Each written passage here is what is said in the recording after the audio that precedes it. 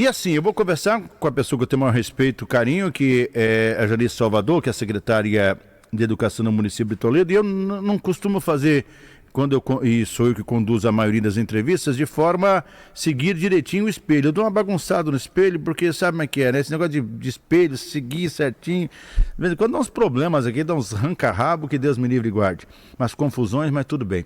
Secretária, é bom revê-la, tudo bem? Bom dia. Bom dia, Batista, bom dia aos ouvintes, sempre é bom estar aqui.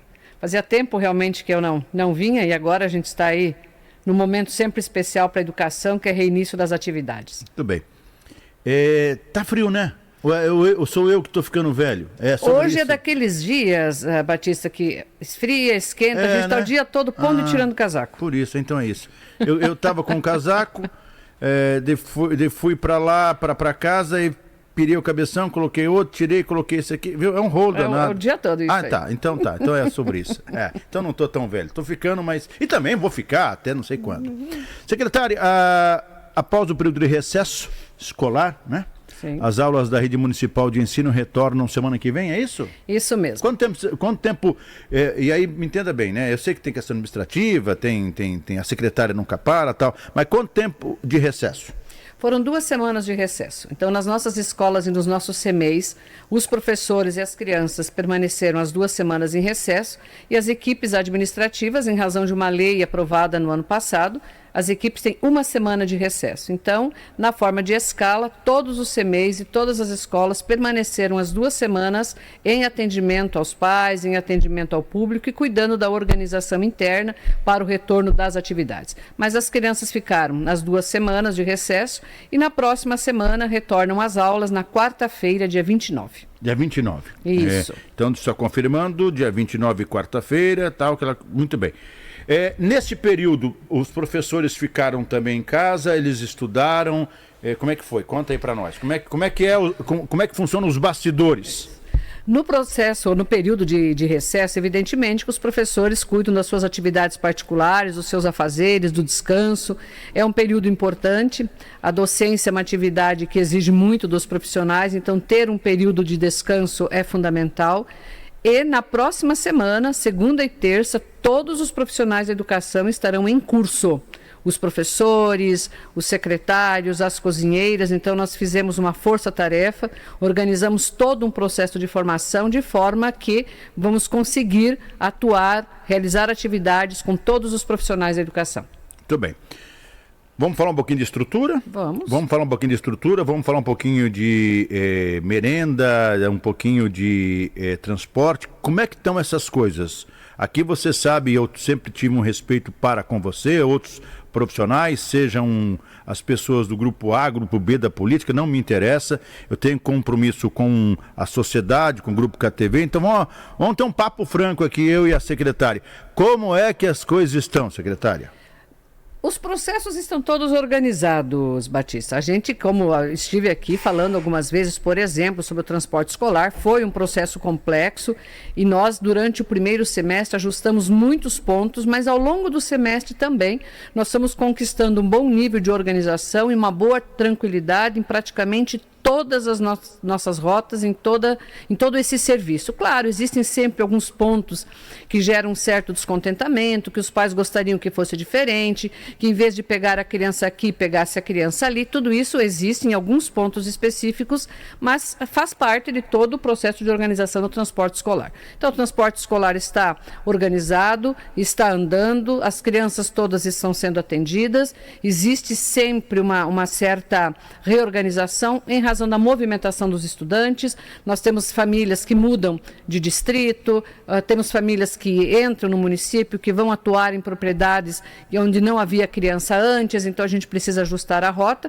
mas esse é um trabalho contínuo, precisa ser feito sempre. A alimentação escolar também é um serviço contínuo da Secretaria de Educação, os processos todos estão em andamento e neste momento, é claro, a gente já começa a organizar os processos de alimentação escolar para o ano de 2027. 27?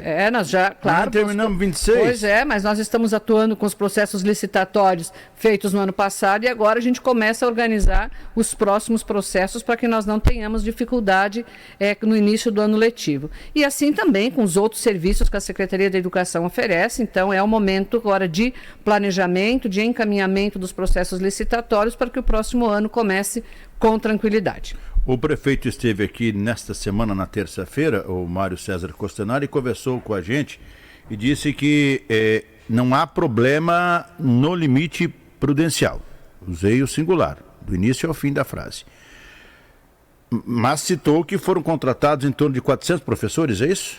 No ano de 2025, nós... No ano passado. Isso, nós colocamos na rede 359 professores a mais do que se tinha.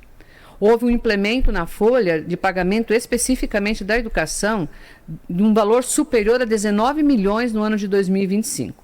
Em 2026, nós mantivemos o ritmo de contratações necessário ao ajuste da rede. Então, substituir as exonerações, substituir aposentadorias, turmas novas que foram abertas, então isso foi o que gerou novas contratações, mas evidentemente num número muito menor em 2026, em razão da contratação que a gente fez em 2025 e com a qual nós podemos ajustar a maioria absoluta das situações.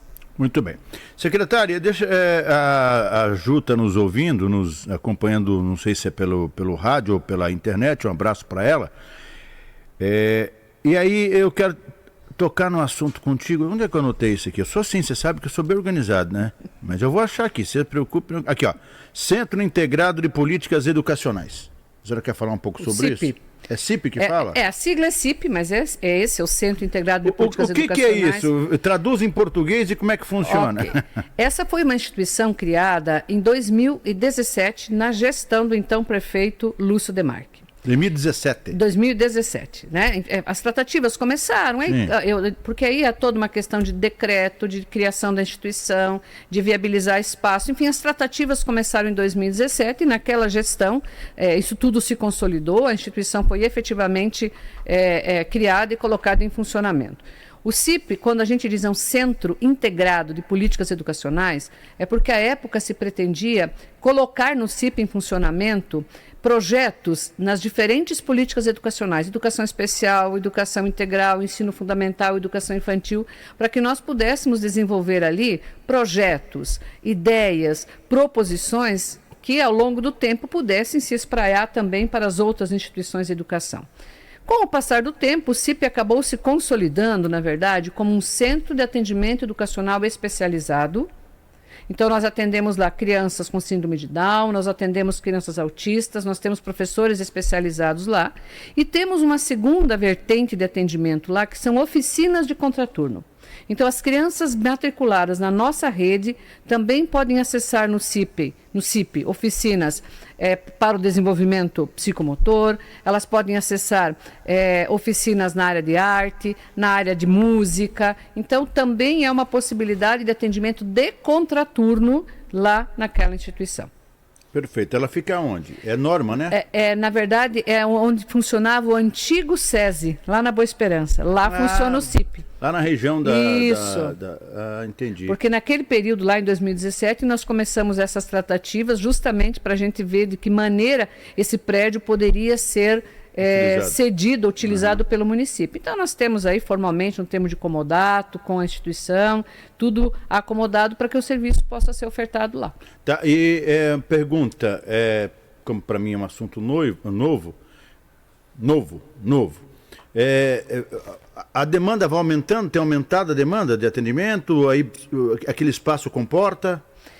Nós estamos falando de um tipo de atendimento predominante lá de grupos muito pequenos, até de atendimentos individualizados, porque as crianças Os casos são específicos, né? As crianças que vão para o atendimento no CIP, para o atendimento educacional especializado, são as crianças que apresentam os quadros mais complexos, mais difíceis. Então, ainda que se propõe agrupamento, é um agrupamento muito pequenininho. Entendi. 2 crianças, 3 crianças no máximo, mas a maior parte dos atendimentos é realizada de forma individual. Perfeito. E a população sabe que existe esse programa especial?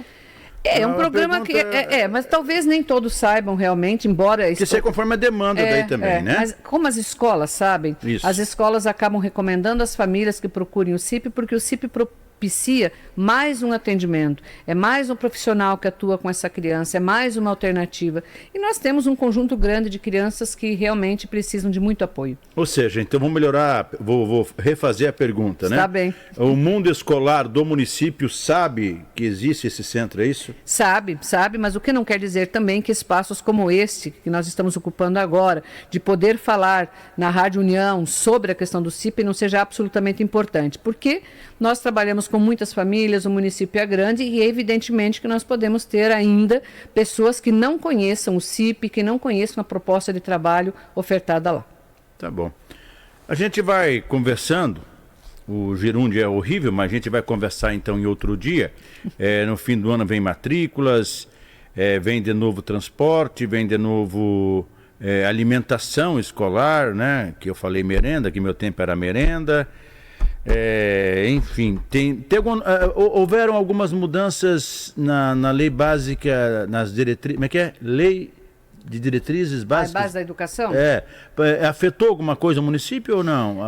Vai afetar? As mudanças que acontecem na LDB, que é essa lei de diretrizes e base da educação nacional, sempre nos afetam, né? Então nós tivemos algumas mudanças mais recentes, mas são mudanças, na verdade, que trazem para o corpo da lei aquilo que efetivamente já precisaria acontecer, embora seja difícil. Vou dar como exemplo, foi inserido no texto da lei um artigo que prevê a obrigatoriedade de as redes de ensino garantirem espaços adequados para a realização das atividades, como bibliotecas, ginásios, salas de múltiplo uso, enfim. Mas essas são coisas, a bem da verdade, que já estão postas na realidade, mas que demandam financiamento, que demandam recurso. Então, a política educacional, às vezes, ela se modifica no texto da lei, mas na prática ainda não. Que aí entra um processo continental do país, né? Exatamente. O tamanho do país, exatamente. Né? Aí a realidade nossa aqui do sul, muito diferente. Sudeste em relação a Norte e Nordeste, e parte do Rio Grande, de repente, parte, sei lá, de outros estados, é outra, né? É verdade, é verdade. Agora, a gente aqui vem atuando nesse sentido. Agora, nessas 2 semanas de recesso, nós intensificamos um pouquinho algumas pequenas reformas, que se nós olharmos no conjunto das ações, elas são pequenas pelo valor que elas representam financeiramente falando. Mas se nós pensarmos no valor que elas têm no cotidiano da instituição, elas são importantes. Então nós conseguimos melhorar toda a grade das escolas Egon Werner e Galdino de Lima. A cerca da escola estava caindo, estava bem danificada, nós conseguimos melhorar isso, conseguimos atuar com pintura, com troca de piso, com melhoria de vários espaços, para que agora, no retorno das crianças, elas encontrem, né, um espaço melhor, mais bonito, mais acolhedor. Então, a gente mantém o processo de manutenção de forma ininterrupta, né, porque são sempre questões que precisam ser feitas, mas quando as crianças não estão na escola, é mais fácil você pintar, é mais fácil você trocar o piso, né, e isso, então, a gente intensificou agora no mês de julho, além, evidentemente, das 4 grandes obras que a educação está fazendo no município de Toledo, né? Que é os 3 novos CMEIs, 4, na verdade, novos CMEIs, e mais a obra da escola Tancredo Neves. Então, são 4 novos prédios e mais uma reforma ampla na escola Tancredo Neves. Muito bem. Já que tocou no assunto CMEIs, sempre tem aquela polêmica de vagas, tem vaga, não tem vaga.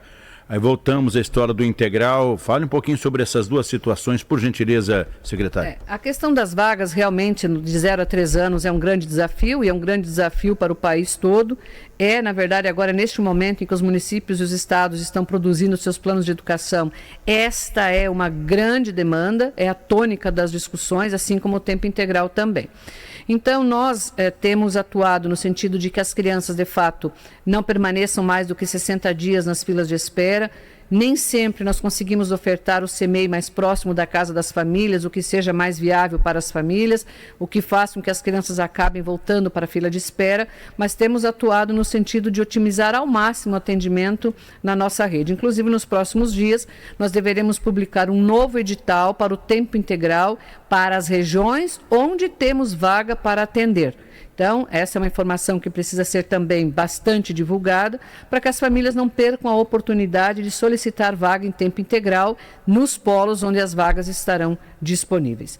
Estamos agora já atuando também no planejamento para 2027, identificando as demandas que nós temos nas diferentes regiões da cidade e como é que nós vamos conseguir atender cada vez melhor a população. E o que é atender cada vez melhor?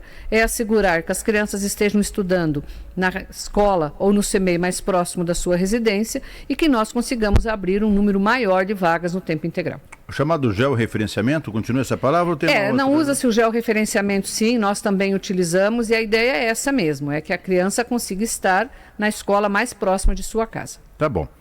Professora Janice, obrigado pela sua presença aqui nos estúdios, tá bom? Bom fim de semana. Muito obrigado, bom final de semana a todos vocês também. Muito bem, e deve chover no fim de semana, continuar frio e a gente segue na luta do dia a dia.